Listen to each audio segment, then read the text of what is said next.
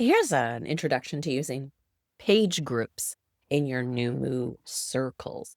So right now we have a bunch of pages here. Each single page is a page, but you can also create a category or group. So let's say we maybe wanted to do our 7-day challenge as a group, right? So that they go into one area and then the other pages are there. So this is how the page group works.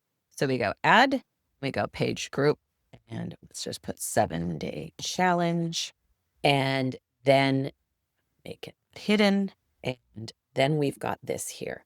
Then you add the pages that you would like. And you do need to, you can either add the pages or you can also move your existing pages into it. So we can move this into the 7-day challenge, right? So everything will be put into here. And then you may want to have an introductory post up here as well at the top, and you can reorder everything.